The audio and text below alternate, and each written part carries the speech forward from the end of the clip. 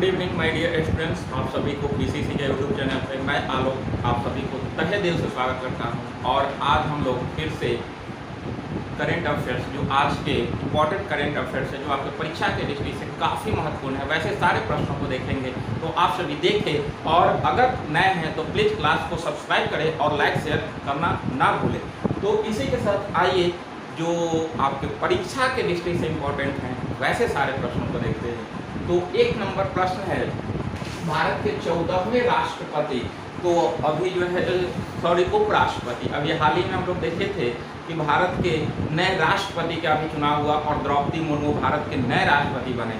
अभी जो है वो भारत के नए उपराष्ट्रपति के तौर पर जगदीप धनखड़ चुनाव जीते हैं। ध्यान रखिएगा, इनका शपथ ग्रहण जो है वो 11 अगस्त को होगा, क्योंकि 10 अगस्त तक जो है वो अभी वर्तमान में उपराष्ट्रपति जो मौजूद हैं वेंकैया नायडू, उनका कार्यकाल पूरा हो रहा है। तो इस तरह से ये 11 अगस्त को शपथ ग्रहण करेंगे।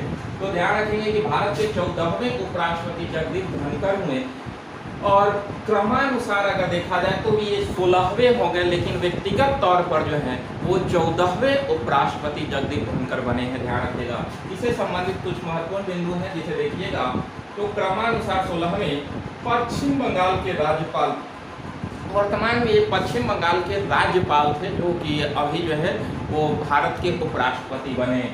जन्म हुआ था झुंझुनू राजस्थान में, 528 वोट इन्होंने हासिल किया, टोटल 528 वोट हासिल किया। आपको पता है कि जो है वो उपराष्ट्रपति के चुनाव में लोकसभा प्लस राज्यसभा के सभी सदस्य वोट करते हैं। लोकसभा और राज्यसभा के सभी सदस्य उपराष्ट्रपति के चुनाव में वोट करते हैं, जबकि राष्ट्रपति के चुनाव में लोकसभा, राज्यसभा और सभी राज्यों के विधानसभा के सभी निर्वाचित सदस्य वोट करते हैं, और उसके साथ दिल्ली और पुडुचेरी विधानसभा के भी निर्वाचित सदस्य भाग लेते हैं।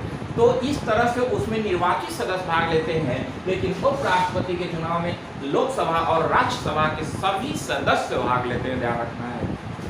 विपक्ष उम्मीदवार जो थे वो मार्गरेट अल्वा थे, जिन्होंने 182 वोट हासिल किया। 182 वोट हासिल इन्होंने किया है। तो ध्यान रखिएगा, ये आपका उपराष्ट्रपति से संबंधित कुछ महत्वपूर्ण बिंदु थे जिसे आप ध्यान रखेंगे आपके परीक्षा की दृष्टि से, ये काफी महत्वपूर्ण है। अगला है कि ऑपरेशन यात्री किसने शुरू किया? तो ये जो है वो आरपीएफ के द्वारा शुरू किया गया। ध्यान रखिएगा, रेलवे प्रोटेक्शन फोर्स के द्वारा ऑपरेशन यात्री शुरू किया गया, जिसका मुख्य उद्देश्य देखा जाए तो यात्रियों की सुरक्षा हेतु, यानी कि यात्रियों को सुरक्षा देने के लिए ऑपरेशन यात्री शुरू किया है आरपीएफ ने। अगला है कि बढ़े चलो अभियान। तो बढ़े चलो अभियान, अभी आपको पता है कि देश के अंदर जो है वो अमृत महोत्सव चल रहा है। उसी अमृत महोत्सव के तहत युवाओं में देशभक्ति जागृत करने के लिए जो है और बढ़े चलो अभियान संस्कृति मंत्रालय के द्वारा शुरू किया गया है। संस्कृति मंत्रालय के द्वारा शुरू किया गया युवाओं में देशभक्ति बढ़ाने हेतु बढ़े चलो अभियान अमृत महोत्सव का ये अंग है। ध्यान रखिएगा, अमृत महोत्सव के अंतर्गत इसकी शुरुआत की गई है। अगला है कि महिला यूरोपीय चैंपियनशिप फुटबॉल, इसका आयोजन इंग्लैंड के अंदर हुआ है। ध्यान रखना है, और इसमें इंग्लैंड विजेता रहा है और जर्मनी उप विजेता है। जर्मनी उप विजेता और इंग्लैंड विजेता, और आयोजन इंग्लैंड में हुआ। आप सभी जो है वो डेली जो है वो 10 क्वेश्चन मिलता है, आप डेली जो है इसे रिवाइज करते जाइए, आपका करेंट बिल्कुल अच्छा हो जाएगा, आपका परीक्षा में एक भी प्रश्न नहीं छूटेगा। इसलिए आप सभी देखते जाएं, क्योंकि जो है वो लगभग 10 मिनट का वीडियो होता है, लेकिन आपके लिए जो है ये बहुत महत्वपूर्ण है। आप सभी देखें और जो है आगे भी इसे शेयर करें। अगला है कि राष्ट्रीय हथकरघा दिवस, तो ये 7 अगस्त को मनाया गया राष्ट्रीय हथकरघा दिवस। विदेशी वस्त्रों के बहिष्कार हेतु, तो आपको पता होना चाहिए कि भारतीय इतिहास में 1905 ईस्वी में बंगाल का विभाजन हुआ था। बंगाल विभाजन के समय ही बंगाल में जो है वो विदेशी वस्त्र को बहिष्कार करने के लिए और देसी वस्त्र को बनाकर उपयोग करने के लिए आपका राष्ट्रीय हथकरघा दिवस के रूप में देखा गया है। और इसी को पहली बार 2015 में मोदी सरकार के द्वारा मनाया गया और इस बार इसकी 8वीं संस्करण है, ध्यान रखिएगा, राष्ट्रीय हथकरघा दिवस का, क्योंकि जो है वो इसमें अपने देश के कपड़ों को ज़्यादा महत्व देना इसका मुख्य उद्देश्य हो जाता है। अगला है कि ताइवान के पास अब तक का सबसे बड़ा सैन्य अभ्यास किया है चीन ने। अभी आप देख रहे हैं कि जैसे ही जो है वो अमेरिका के प्रतिनिधि सभा के अध्यक्ष नैन्सी पेलोसी की यात्रा हुआ था ताइवान, उसी समय से चीन ने बौखलाया है और उसने जो है वो ताइवान को धमकी तक दिया।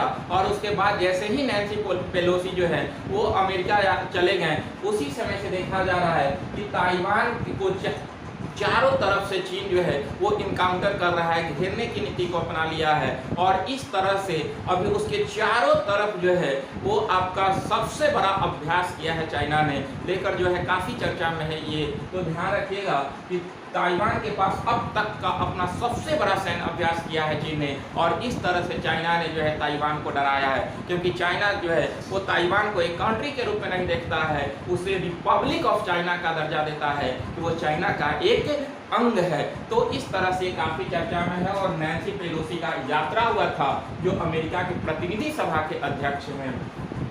अगला है कि मिशन भूमिपुत्र लॉन्च किया। मिशन भूमिपुत्र लॉन्च किया है असम सरकार। असम सरकार के द्वारा मिशन भूमिपुत्र लॉन्च किया गया, जिसका उद्देश्य डिजिटल जाति प्रमाण पत्र प्रदान करना है। डिजिटल जाति प्रमाण पत्र प्रदान करने के लिए ऑपरेशन भूमिपुत्र लॉन्च किया असम सरकार ने, ध्यान रखना है। इसमें है कि जो भी 8वें क्लास से ऊपर के बच्चे हैं वो ऑनलाइन जो है वो रजिस्टर कर सकते हैं अपना जाति प्रमाण पत्र हेतु, इसी के लिए मिशन भूमिपुत्र लाया, ध्यान रखेगा असम सरकार। अगला है कि ई टैक्सी सेवा शुरू करने वाला भारत का फर्स्ट स्टेट कौन बना, तो ये बना है आपका केरल। तो ये ई टैक्सी शुरू किया जिससे जो है लोगों को सुविधा मिल सके, इसीलिए ई टैक्सी सेवा शुरू किया गया। तो ध्यान रखिएगा ये केरल सरकार के द्वारा लाया गया है। अगला है कि मौसी ओ तुनिया। मोसी ओ तुनिया क्या है, तो सबसे पहले ये सोने का सिक्का है, मोसी ओ तुनिया। मोसी ओ तुनिया एक सोने का सिक्का है जिसे जिम्बाब्वे के द्वारा लॉन्च किया गया है, जिम्बाब्वे के द्वारा लॉन्च किया गया है मोसी ओ तुनिया। और इसका उद्देश्य जो है वो मुद्रास्फीति को रोकना, मुद्रास्फीति को रोकना इसका मुख्य उद्देश्य, ध्यान रखिएगा, इस सिक्का को लॉन्च करना।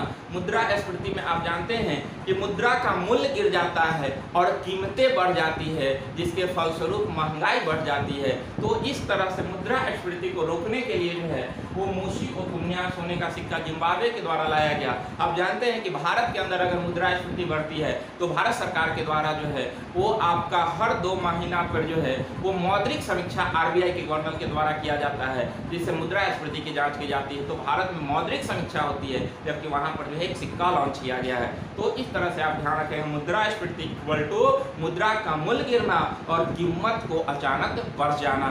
तो इस तरह से जो है आज का जो भी महत्वपूर्ण प्रश्न थे वो मैंने आपके सामने रखा, आप सभी देखें और देखने के साथ साथ जो है वो शेयर अवश्य करें, सब्सक्राइब करें, लाइक करें, शेयर करें, ये सब करना ना भूलें। और बाकी का जो पीछे का भी वीडियो है उसे भी आप रिकॉल करते रहें। आपको इस चैनल पर स्टैटिक्स जीके का भी कुछ वीडियो मिलेगा, आप सभी देख सकते हैं, जो आपके लिए काफ़ी महत्वपूर्ण है। तो आप सभी देखें। और फिर से मैं एक बार कहूँगा कि प्लीज़ आप सभी क्लास को शेयर करें। तो आप सभी को बहुत बहुत धन्यवाद।